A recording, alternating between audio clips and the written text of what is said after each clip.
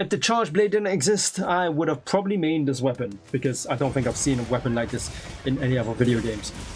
You know what? Close enough. Welcome back, Bloodborne. Anyways, you want to learn the switch axe, and I will help you with that. All I ask is that you hit subscribe, because I see a ton of you haven't subbed. And I want to get this channel bigger. I want to hit 6k subs by the end of this year. Also, I'm an incredibly reckless player when I use this weapon. So if there's any pro players out there, go ahead and drop any additional tips that I might have missed. Oh, one more thing. Even though I'm using an Xbox controller, I have added PlayStation and PC controls for you to follow as well. Starting with the mechanics, you have two modes, the axe and sword mode. You mostly want to be using sword mode to do damage because it has two strong attacks. Attacking with sword mode drains the energy in the main meter. I call it the sword meter, but the actual name is the switch gauge. When the gauge's energy hits 0, say goodbye to your sword mode. To build up that energy again, do any attack in axe mode. Or unless you want to be left open for a monster to cart you back to camp, you can press R2 or RT to perform the reload move to get instant energy. Just remember that I warned you. Attacking in sword mode will build up energy in this other little bar, also known as the amp gauge. Maxing out the amp gauge will allow you to do tiny explosions every time you attack with the sword mode. Those explosions are based on what file your switch axe is using, so keep in mind which file type your switch axe has. If you want to know what the hell are these file types, you can go into the play guide, weapon controls, switch axe, and under the third tab, go to file type. Here you can see what your file type does. The mechanics is a very simple loop of just using the sword mode until the meter gets burnt out and using the axe mode to get the meter back up. You also have to get the amp gauge maxed out so that you can inflict more damage with your sword attacks. With that out of the way, let's start with knowing how to morph the weapon. Pressing R2 or RT will swap the mode the weapon is currently in. So if you're in axe mode, you will swap to sword mode, and vice versa. It's best to add in an attack or directional input before pressing R2 or RT so that you can perform the morph slash to deal damage while morphing the weapon.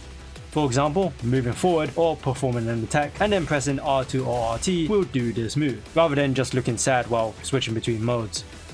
You can press R2 or RT as your opening attack to do a morph slash as well. Although, be careful if you press circle or B as your first attack before doing the morph attack, because you will do the morph sweep, which has a longer animation, giving the monster an easy chance to send you to the Shadow Realm.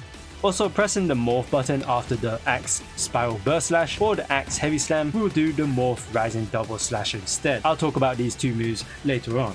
Now let's talk about attacks you can do with the sword mode.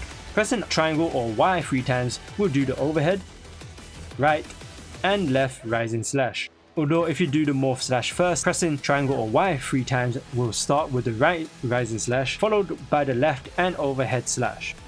Pressing circle or B 2 times will do the double slash and heavenward flurry. However, if you press circle or B after doing a left rising slash, you will do the triple slash instead of the double slash. The triple slash can also be done after the morph rising double slash. Pressing R2 and triangle or RT and Y will do the counter rising slash, which is obviously used to counter an attack. If you time this move early, you will take a lot more chip damage when compared to timing this move right. Pressing circle or B after this goes straight into a heavenward flurry.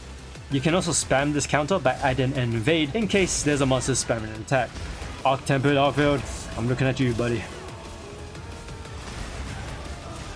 Pressing triangle and circle or Y and B will do the element discharge, which does nothing, but spamming triangle or Y after will do the element discharge finisher. You can end this move early by dragging the left stick away from where you're facing and press triangle or Y, just in case the monster is about to send you to heaven. Pressing R2, triangle and circle will allow you to do the unbridled slash, and doing this move will morph back into axe mode. Both element discharge and unbridled slash are moves that I generally avoid using because their alternative versions do much more damage. To do the alt versions, you have to get the amp gauge maxed out. This time with the amp gauge maxed out, if you press and hold the same buttons for element discharge, you will do the zero sum discharge, which is cooler because you get to mount the monster. Spamming triangle or Y will do the zero sum discharge finisher. On the other hand, holding Y instead will do the quick version of this move. This one is weaker, but if you want to get off the monster before it kicks your ass back to camp, then you can do this. As for the unbridled slash, holding the same button inputs as that move will do the full release slash instead.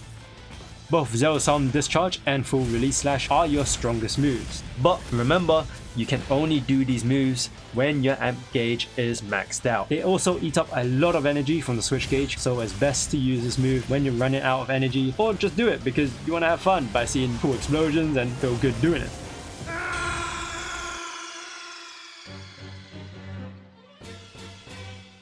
At this point, you want to be using the axe mode to regain energy in the switch gauge. So let's look at the axe mode attacks. Pressing triangle or Y 3 times will do the overhead, side, and spiral burst slash. The spiral burst slash is the best axe attack for gaining switch gauge energy. Moving around and pressing triangle or Y will replace the overhead slash with a forward slash. Pressing circle or B will do the wild swing, which can be spammed so that you can do this move forever, well, until you run out of stamina, or the monster decides to have enough of that. After the second swing of this move, pressing triangle or Y will do the heavy slam, which lights up this bit of the weapon icon and enables power axe mode. This mode simply increases the damage of axe mode and increases the amount of energy gained for the switch gauge. Basically, activate this mode if you want the switch gauge to get more energy from your axe attacks. You can also activate Power Axe mode by nailing a sneak attack, which is actually a good way to start off your fights. I honestly keep forgetting that sneak attacks exist. Moving forward, left or right, and pressing circle or B will do the forward overhead slash. A better move than the forward slash because it can cover a longer distance. It can also be used to replace the first attack of the triple triangle or Y input combo, so instead of the overhead or forward slash, you can do the forward overhead slash. Holding the left stick away from where you're facing and pressing circle or B will do the fade slash. It's a single move, meaning that it doesn't combo with anything, but it's mainly used to create distance away from the monster, in case you want to heal yourself or just get out the way. Time for the fun move. Pressing triangle and circle or Y and B will do the offset rising slash. This offset attack has two options you can choose from, obviously when you nail this move with a monster's attack. You can press either triangle or circle or Y or B to do the follow-up axe slam, which is basically the same move as the heavy slam. Or you can press R2 or RT to do the follow-up morph slash, which switches the weapon's mode to sword mode. Another move that has two options is after doing a focus strike. If you do a focus strike while in axe mode and you leave yourself to finish the attack, you'll finish with a power axe finisher, which activates the power axe mode. However, if you press R2 or RT in between this animation, you can swap to sword mode. The same attack can be done if you're in sword mode and you want to swap to axe mode. If you finish the focus strike in sword mode, you can do the element discharge finisher. After this attack, you can straight away follow up with an unbridled slash. Or if your amp gauge is maxed out, you can do a full release slash. This is simply done by holding or pressing R2 or RT. I guess another move I forgot about because I don't really use it is the sword mode's downward fade slash, which is easily done by holding the left stick away from where you're facing and pressing R2 or RT. A good move for backing away and morphing back to axe mode. Now that you know your attacks, how about learning a few combos? I honestly tend to mix up my combos depending on the situation. Like if the monster is insanely active, I would maybe do a jab and dip out, so a quick hit with the forward slash and then use the fade slash to deal damage while distancing myself. When it comes to using the sword mode, I tend to use the double slash and heavyward flurry as soon as I can. However, depending on the aggressiveness of the monster, I just do a few triangle or Y attacks so that I'm ready to perform a counter.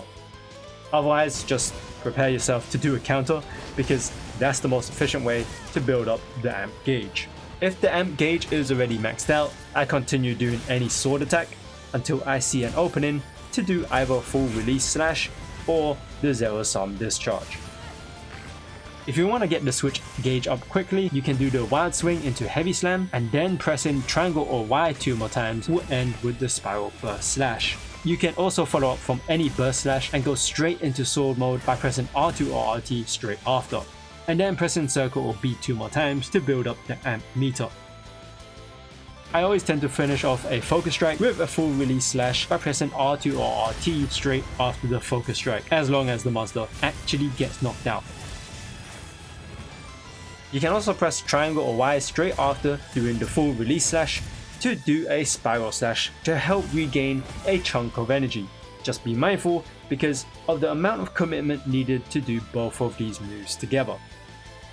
There's so many combos you can do because of how every attack can be linked with each other. You can even infinitely loop with combos, but obviously you won't be doing that when the monster also wants to style on you, so experiment with what you have.